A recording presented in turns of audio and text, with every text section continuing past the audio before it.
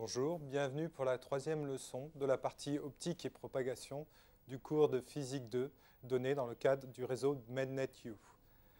Cette leçon s'intitule Miroir et prisme et est organisée de la façon suivante.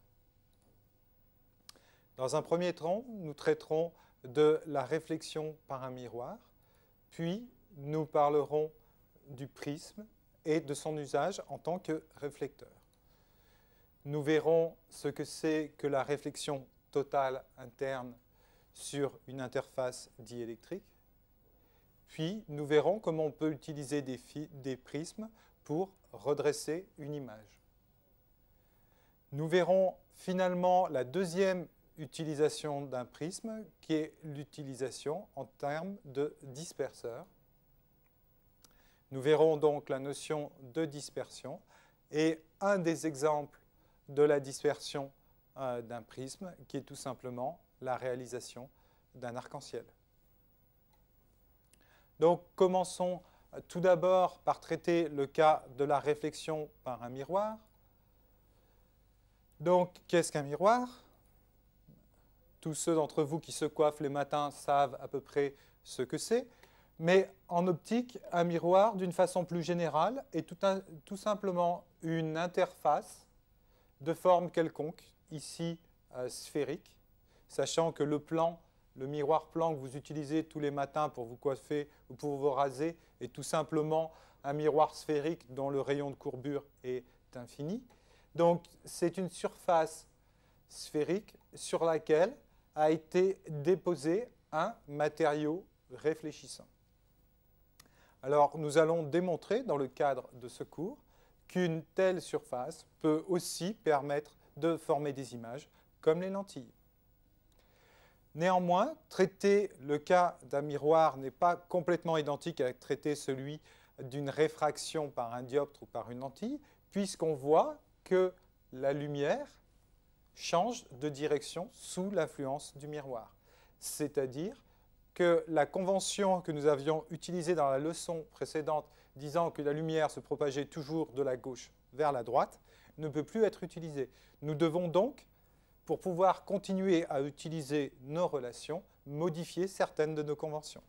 Voici les conventions qui sont introduites pour traiter le cas des réflexions.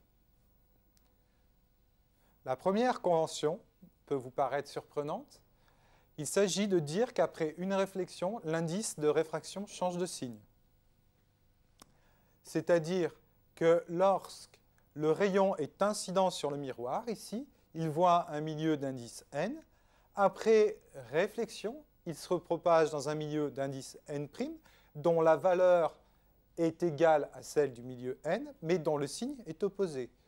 Ceci peut être vu tout simplement comme le fait que le rayon se propage dans le sens inverse, il a été retourné, donc le signe de sa vitesse a changé, donc le signe de l'indice de réfraction aussi. La deuxième convention est liée un peu à la première, c'est que le signe des distances est inversé si le prochain dioptre est situé à gauche. Utilisant ces conventions, on peut traiter les miroirs, qu'ils soient convergents ou divergents, de la même façon que l'on traite les lentilles. Ainsi, on va essayer par exemple de déterminer leur distance focale. Alors pour ce faire, nous procédons comme d'habitude. Nous avons ici le miroir dont le rayon de courbure est R. Nous avons, pour connaître la distance focale, nous envoyons sur le miroir un rayon qui vient de l'infini, et nous savons que ce rayon coupera l'axe optique au niveau du point focal. Donc, le point de départ est le suivant. Nous arrivons d'un milieu qui est l'air, donc nous avons n qui vaut 1. Après réflexion, le rayon repart dans l'air, mais dans le sens inverse, donc n' vaudra moins 1. Et puis, l'angle azimutal d'incidence, U, vaut 0, puisque le rayon vient de l'infini. Si nous appliquons les relations de conjugaison que nous avons vu précédemment, nous obtenons la formule suivante qui nous dit que n'U' vaudra NU moins Y que va multiplier N' moins N sur R. C'est exactement la même relation de conjugaison que celle que nous avons utilisée dans le cas des dioptres classiques. Néanmoins, si on remplace N' et N par leur valeur et qu'on fait ici U égale 0, nous obtenons pour N'U' 2Y sur R. On en déduit que U', qui vaut N'U' sur N', vaut tout simplement moins 2Y sur R, dont on peut déduire la distance focale, qui est moins Y sur U', et qui vaut donc R sur 2. La distance focale d'un miroir convergent vaut donc la moitié de son rayon dans le cas d'un miroir sphérique. On notera que, comme pour les lentilles et pour les dioptres, lorsque le miroir est convergent, sa distance focale est positive. Voyons maintenant le cas d'un miroir divergent. Donc, voici un miroir divergent. Le rayon de courbure est inversé par rapport au miroir précédent. Pour déterminer sa distance focale, nous allons procéder comme précédemment en envoyant un rayon qui vient de l'infini sur le miroir. Toujours les mêmes notations, avec, une fois de plus, le changement de signe de l'indice de réfraction qui est dû à la réflexion. Bien sûr, U vaut 0 puisque le rayon vient de l'infini. Si on écrit la relation de conjugaison, nous trouvons la formule suivante, qui est très similaire à celle du miroir convergent, à un signe près. On trouve donc que U' vaut moins 2Y sur R. Et ainsi, on en déduit la distance focale qui vaut moins R sur 2. Donc, la distance focale d'un miroir divergent est égale à la moitié de son rayon pour les miroirs sphériques. Une autre façon de réfléchir la lumière est d'utiliser une réflexion non pas sur une interface métallique, mais sur une interface diélectrique. Pour ce faire, on va utiliser deux faces de deux dioptres qui constituent un prisme. Qu'est-ce qu'un prisme? Par définition, un prisme est un milieu homogène, transparent et isotrope qui est limité par deux dioptres plans non parallèles. Voici les deux dioptres qui délimitent le prisme, ici et ici.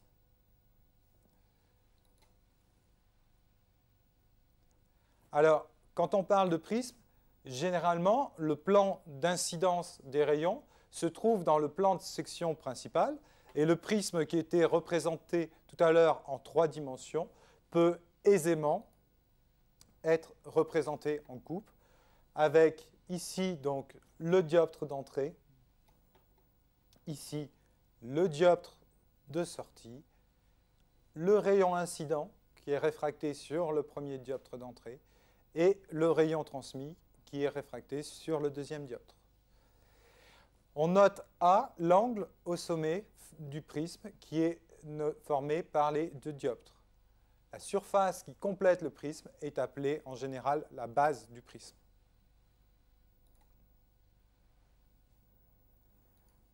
Alors, on peut utiliser les prismes pour réaliser des miroirs à réflexion totale interne. Pour ce faire, on utilise en général des prismes à angle droit et un rayon incident qui arrive normalement à la face d'entrée est alors réfléchi sur l'hypoténuse du prisme pour être ensuite réfléchi à 90 degrés. Alors, pourquoi est-ce qu'ici, il n'y a une réflexion sur l'arête et il n'y a pas de faisceau transmis. C'est lié au fait que l'angle d'incidence sur cette face-là est suffisamment élevé et nous allons voir la condition à remplir pour que cela marche. Cette condition s'appelle la condition de réflexion totale. Il faut que l'angle d'incidence sur la base, sur l'hypoténuse du prisme, soit supérieur à l'angle critique de réflexion totale, qui vaut arc sinus de l'indice de l'air sur l'indice du prisme. Alors, d'où vient cette loi? Elle vient tout simplement des lois de Descartes. Vous vous rappelez que pour qu'un rayon soit transmis, il doit vérifier la deuxième relation de Descartes, qui est n1 sinus θ i doit être égal à n2 sinus θ t. Or, dans le cas où le milieu d'origine est d'indice plus élevé que le milieu dans lequel le rayon doit sortir, il existe un angle d'incidence tel que cette relation ne peut plus être vérifiée. Cet angle est tel que sinus de l'angle émergent soit égal à 1. Ça ne peut plus marcher après cet angle-là. On appelle cet angle-là l'angle critique, il est ici, et sa valeur est donnée par arc sinus de l'indice de l'air sur l'indice du prisme.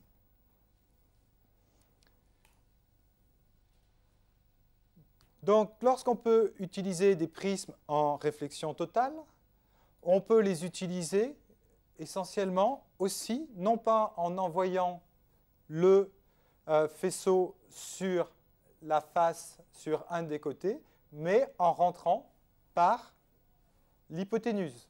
Dans ce cas-là, le faisceau est réfléchi sur une première arête, puis sur une deuxième, et renvoyé dans le sens opposé. On dit que le prisme, dans ce cas-là, fonctionne comme un rétroréflecteur.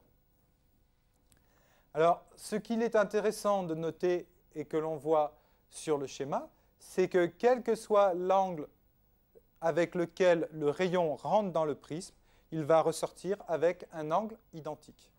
Bien sûr, pour que tout ceci fonctionne, il faut que l'angle d'attaque ici ou ici sur les deux arêtes soit suffisant pour que le rayon subisse une réflexion totale interne. Alors, ce type de comportement est extrêmement intéressant puisque on a un angle de sortie qui est complètement identique à l'angle d'entrée. Ça veut dire que si on envoie un rayon dans ce type de montage, on est sûr de le faire revenir à son origine. C'est particulièrement utile lorsque l'on fait des systèmes de visée où on doit pointer sur une cible et récupérer le faisceau utilisé. Ce système est en général appelé système en œil de chat par référence aux yeux de ces petits félidés qui ont exactement les mêmes propriétés. Néanmoins, il doit être noté qu'un seul prisme dans ce sens-là n'est rétroréflecteur que selon une direction et pour réfléchir selon les deux directions, on doit utiliser deux prismes imbriqués l'un dans l'autre, ce qui représente en fait un coin cube.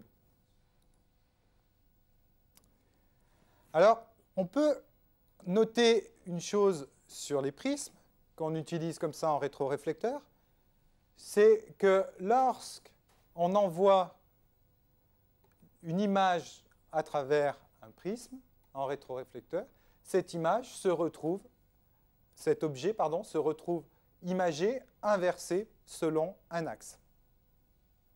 Ainsi, cette espèce de petit bonhomme représenté par une croix avec une tête et une flèche ici se retrouve la tête en bas après être passé à travers le prisme, mais par contre, si la dimension haute et la dimension basse ont été inversées, la dimension droite et gauche, la latéralité, a été préservée. Ce type de propriété est souvent utilisé dans les montages optiques. Pourquoi? Tout simplement, nous avons vu dans la leçon précédente que lorsque l'on faisait l'image d'un objet à travers une lentille, cette image, donc de cet objet qui donne cette image ici, est complètement inversée. Si en plus on fait par exemple, comme ici, une lunette classique, on a un oculaire ici qui fait une image virtuelle de l'image, donc une image virtuelle de l'image interne, et qui donc ne va pas redresser cette image. Donc l'œil voit une image complètement inversée. Donc, comme nous avons une image inversée, il va falloir trouver le moyen de redresser cette image pour rendre la vision de l'utilisateur confortable. La solution qui est mise en œuvre, c'est d'utiliser les propriétés de renversement des prismes. Ce type de montage est appelé montage à prisme de Porot.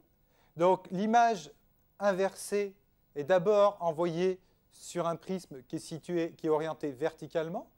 De fait, on redresse les dimensions verticales, c'est-à-dire qu'on remet, si vous me permettez l'expression, la tête du bonhomme à l'endroit, tandis qu'avec le deuxième prisme, qui est cette fois-ci positionné horizontalement, on recale la latéralité en remettant la gauche à gauche et la droite à droite. Donc, en partant d'une image inversée, on arrive à avoir une image redressée. Ce qu'il faut noter dans ce montage, c'est qu'en général, pour réduire l'encombrement, les deux prismes sont collés l'un à l'autre, mais que ce montage présente un inconvénient, puisqu'il décale l'axe optique du système. Vous voyez que l'axe, s'il y avait une lentille, un système à lentille avant, l'axe optique était situé ici. Il a été décalé verticalement et horizontalement à cause du montage de Porot. Il faudra donc en tenir compte dans les systèmes.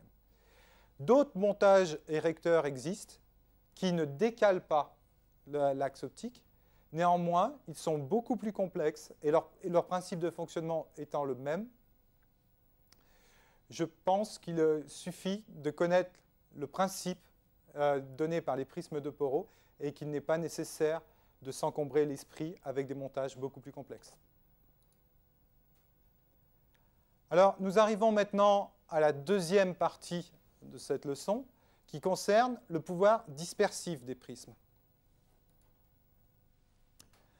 Les prismes, comme vous le voyez sur ce schéma, peuvent aussi dévier la lumière sans la réfléchir.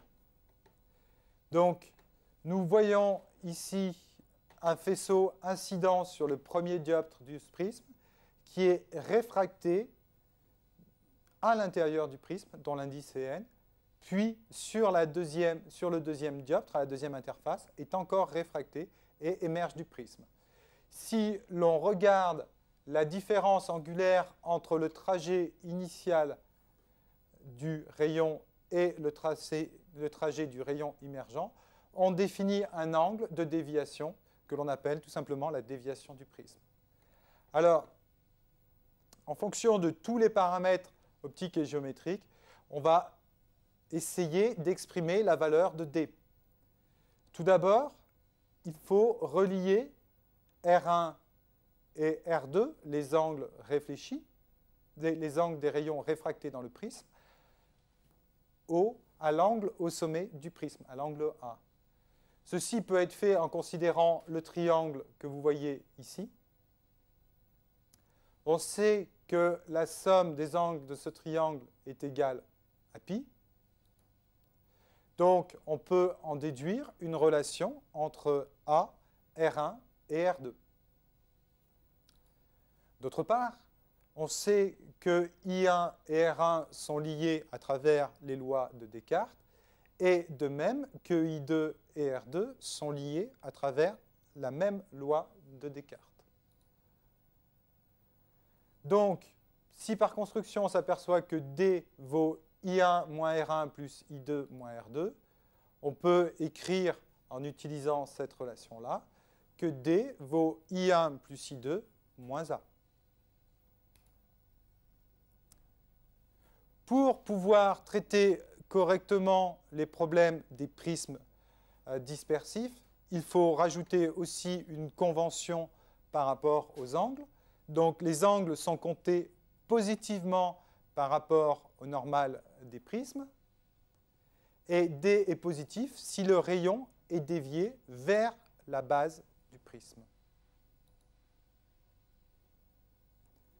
Donc, voyons comment se comporte l'angle de déviation D en fonction des différents paramètres. D dépend de trois grandeurs. Tout premièrement, l'angle du prisme A. Ensuite, bien sûr, de l'angle d'incidence sur la face d'entrée du prisme. Et finalement, à travers les lois de Descartes, de l'indice de réfraction du prisme. On peut donc écrire la différentielle de D par rapport à ces trois grandeurs. On n'aura que la différentielle de D par rapport à ces trois grandeurs sera liée à la variation, à la dérivée partielle par rapport à l'angle d'incidence, à la dérivée partielle par rapport à l'indice du prisme et à la dérivée partielle par rapport à l'angle au sommet du prisme. Si on utilise les formules du prisme que nous avons vues précédemment et que nous les retravaillons un peu, nous pouvons réécrire cette différentielle de la forme suivante. Donc, nous avons la différentielle de D. La différentielle partielle qui est liée donc, à l'angle d'incidence dépend des angles d'incidence, d'émergence et de réfraction à l'intérieur du prisme, mais pas de l'angle au sommet du prisme, du moins pas de façon directe. Celle liée à l'indice dépend de l'angle au sommet du prisme et des angles d'émergence et de réfraction. On retrouve la même chose, finalement, le même type de comportement pour la partie qui dépend de l'angle au sommet, où on retrouve encore les angles R2 et I2 et l'indice de réfraction. Donc, voyons tout d'abord quel est l'effet de l'indice de réfraction sur la déviation. Donc, en quoi l'indice du prisme peut jouer sur l'angle de déviation. Dans ce cas, tous les autres paramètres, angle d'incidence et angle du prisme, sont pris comme constants. Donc, la formule qui va nous lier la variation de D et D de D sur Dn, ça vaut sinus A sur cos I2 cosinus R1. Pour savoir dans quel sens la déviation va varier, il faut connaître le signe de cette entité. Donc, on sait que I2 est compris entre moins pi sur 2 et pi sur 2, forcément, donc dans ce cadran-là. Et que R1, ici, est aussi compris entre moins pi sur 2 et pi sur 2. Donc, en se basant de ça, on sait que cosinus I2 est forcément positif et que cosinus R1 est aussi forcément positif. On en déduit donc que D est une fonction croissante de l'indice du prisme. C'est-à-dire que plus l'indice du prisme sera élevé, plus l'angle de déviation, ici, sera grand. Voyons maintenant l'effet de l'angle au sommet A sur la déviation. Cette fois-ci, c'est N et I1 qui restent constants et A que l'on fait varier. Donc, nous avons cette formule pour la dérivée partielle de D par rapport à A. Ça vaut donc N cosinus R2 sur cosinus I2 moins 1. Regardons comment évolue cette quantité, comme nous l'avons fait précédemment dans le cas de l'indice de réfraction. Nous avons un indice qui est plus grand que 1 et I2 qui est plus grand que R2.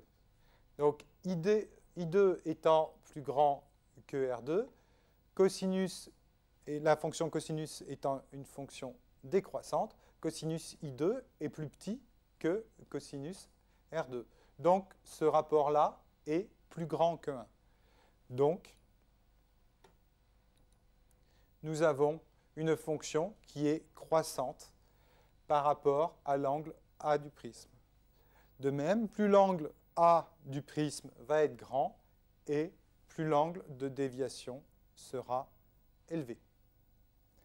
Finalement, il nous reste un dernier paramètre à étudier, qui est de fait le paramètre que l'on fait varier le plus facilement, qui est la dépendance de l'angle de déviation par rapport à l'angle d'incidence.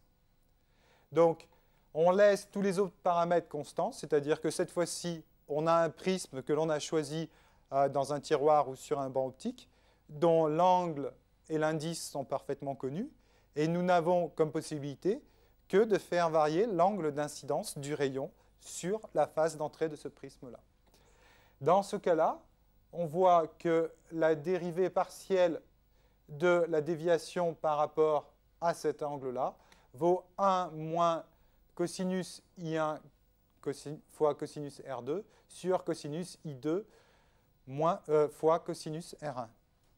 On remarque ici que cette relation implique n'est pas toujours positive. C'est-à-dire que selon les valeurs respectives de I1, de R1, I2 et R2, la dérivée partielle par rapport à I1 va être positive ou négative. J'ai positionné ici sur ce transparent un tracé de l'évolution de l'angle de déviation en fonction de l'angle d'incidence I1. On remarque, comme prévu, que la fonction d de I1 présente un minimum pour un certain angle d'incidence. On remarque aussi que ce minimum est d'autant plus marqué que l'angle au sommet du prisme est faible. Alors, quel est l'intérêt de connaître le minimum de déviation d'un prisme? Il y a un intérêt qui est relativement important et que nous allons voir tout de suite. Tout d'abord, nous allons déterminer la valeur de D minimum. Pour calculer D minimum, eh bien, que faisons-nous? Nous cherchons l'extrémum de la dérivée partielle, c'est-à-dire que nous cherchons l'extrémum de D de l'angle de déviation, donc nous annulons la dérivée partielle par rapport à I1. On voit que la seule façon que cette relation soit nulle, c'est que cosinus I1 cosinus R2 soit égal à cosinus I2 cosinus R1. Ce qui est assez logique. Et ceci, étant donné les liens qu'il y a entre les différents angles, n'est possible que si I1 égale I2 et R1 égale R2. Dans ce cas, que se passe-t-il? Eh bien, comme R1 égale R2, I1 égale I2, on a que l'angle de déviation minimum vaut 2 fois I1 moins 1. Et on en déduit donc que l'angle I1 vaut, là, bien sûr, l'angle I2, puisqu'ils sont identiques, mais ça vaut aussi A, l'angle au sommet, plus l'angle de déviation minimum, divisé par 2. Donc, on connaît, si on mesure des min, on peut connaître I1.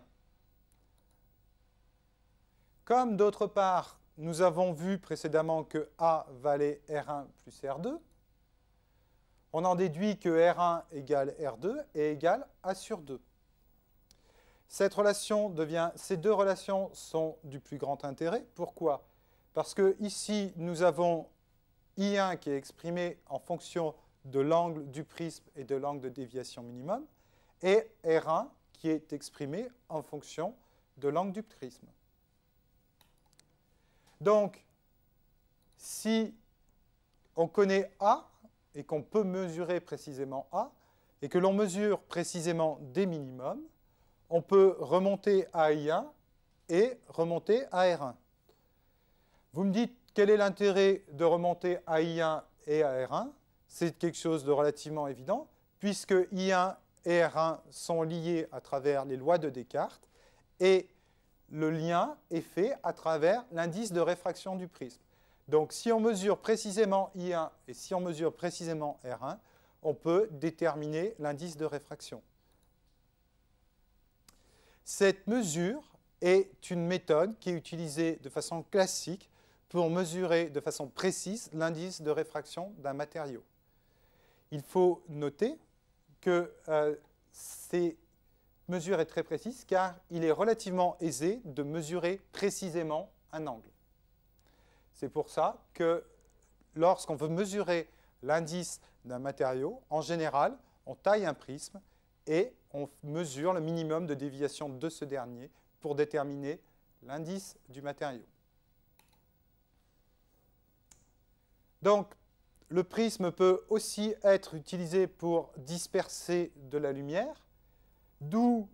Qu'est-ce qu'on utilise pour disperser de la lumière? On utilise tout simplement le fait que la dispersion du prisme est une fonction croissante de l'indice et que l'indice d'un milieu dépend toujours de la longueur d'onde.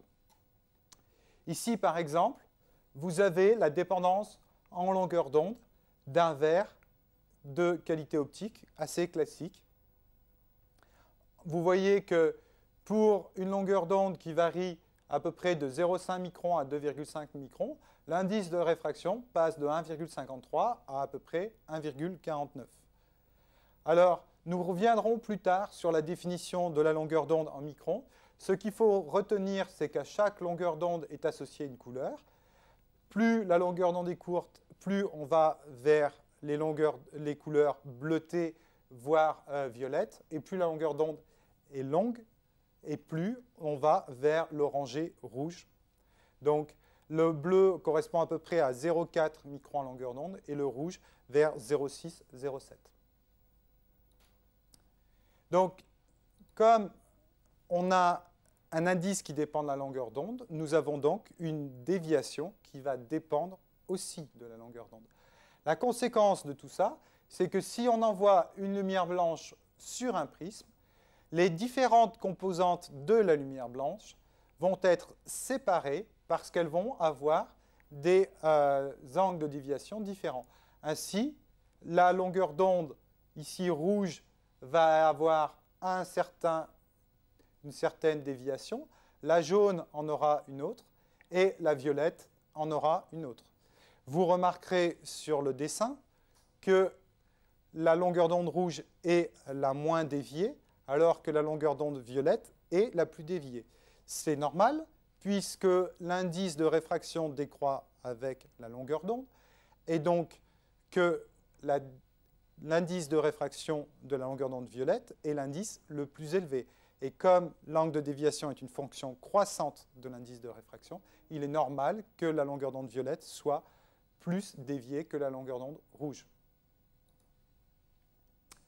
Donc, si la différence entre les déviations est suffisamment grande ou que l'on se place suffisamment loin, on peut séparer les différentes couleurs. Alors, en type d'application, par exemple, on peut utiliser des prismes comme spectromètre. En effet, si on utilise une source lumineuse dont le spectre est relativement continu, nous avons donc une lumière blanche qui passe à travers un gaz à analyser. Si ce gaz absorbe certaines longueurs d'onde, après, nous n'aurons plus qu'une source filtrée dans laquelle il manquera certaines longueurs d'onde. Si on passe ça à travers un prisme, on va observer sur un écran le fait qu'il manque cette longueur d'onde, et ainsi on pourra connaître le spectre de transmission du gaz. Alors, un autre type de mise en œuvre de la dispersion, cette fois-ci c'est la dispersion naturelle, qui est tout simplement observée lorsqu'on regarde un arc-en-ciel. Alors, les conditions nécessaires pour visualiser un arc-en-ciel sont les suivantes. Il faut être dos au soleil, regarder dans une certaine direction, et bien sûr, il y a besoin d'avoir des gouttelettes d'eau en suspension dans l'air. Pourquoi est-ce qu'on en a besoin de gouttelettes d'eau? Parce que tout simplement, les gouttes d'eau se comportent comme des prismes. En effet, ici, j'ai représenté une goutte d'eau de façon schématique, elle est parfaitement sphérique.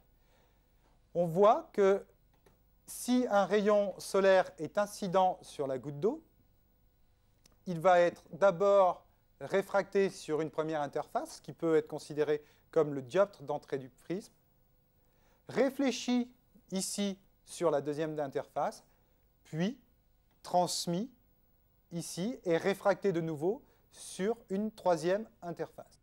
Alors, par rapport à un prisme classique, il y a un côté un peu surprenant, c'est que, en plus des deux réfractions sur les deux dioptres du prisme, il y a ici une réflexion sur la face arrière. Quoi qu'il en soit, l'important est le phénomène qui se passe sur le dioptre d'entrée ici et sur le dioptre de sortie ici, puisque la réflexion n'affecte pas les angles R ici et ici qui sont identiques. On peut définir donc à partir du rayon solaire incident et de sa direction incidente, un angle de déviation par rapport au rayon solaire ici qui est réfléchi et qui sort. Donc l'angle de déviation est ici. Il est important de noter que pour qu'on voie de toute façon un effet d'arc-en-ciel, c'est non pas lié au fait que l'on a une forme sphérique, mais tout simplement au fait que l'indice de l'eau, comme l'indice de tous les matériaux, dépend de la longueur d'onde. Donc, la déviation subie par la lumière du Soleil va dépendre aussi de la longueur d'onde. Donc, comment obtient-on la forme de l'arc-en-ciel? En fait, l'arc-en-ciel est défini par l'intersection entre deux plans. Le premier plan est le plan vertical, ici, qui est constitué par le mur de pluie, le mur de gouttelettes d'eau qui est en train de tomber. Le deuxième plan est celui qui est généré par le cône formé par les yeux de l'observateur et dont le demi-angle d'ouverture correspond à l'angle de déviation minimum de 42 degrés, qui est l'angle de déviation minimum d'une gouttelette d'eau. Donc, si on fait l'intersection de ce cône avec le plan ici, nous obtenons un arc-en-ciel. Pourquoi on n'obtient pas un cercle? Tout simplement parce qu'en raison des dimensions, il y a la moitié de l'arc qui est invisible, car elle est située sous la Terre. Donc, la conclusion de la leçon est la suivante. Nous avons vu que les miroirs étaient des instruments optiques qui pouvaient faire des images comme les lentilles. La différence entre les deux est liée essentiellement au fait que les miroirs renvoient la lumière dans le sens inverse et renversent la propagation. Si on tient compte du fait que de ce changement de direction, on peut quand même utiliser les lois de réflexion et de réfraction, les relations de conjugaison que nous avons vues précédemment pour les dioptres classiques. Alors, ensuite, nous avons étudié les prismes. Nous avons vu qu'il y a deux types d'utilisation pour les prismes. La première, basée sur la réflexion totale interne, est le prisme en tant que rétroréflecteur. La deuxième est liée toujours à la réflexion totale interne, utilise les prismes cette fois-ci en tant qu'érecteur, c'est-à-dire en tant que montage permettant de redresser une image pour la remettre dans le bon sens et rendre ainsi la vision de l'utilisateur confortable. Finalement, nous avons vu que les prismes peuvent être utilisés pour disperser la lumière et ainsi avoir soit des fonctions, j'allais dire, esthétiques à travers les arcs-en-ciel ou d'autres fontaines lumineuses, mais aussi des fonctions très utiles pour réaliser des spectromètres ou des monochromateurs. La prochaine leçon sera consacrée à l'aspect ondulatoire de la lumière. Je vous remercie pour pour votre attention. À bientôt.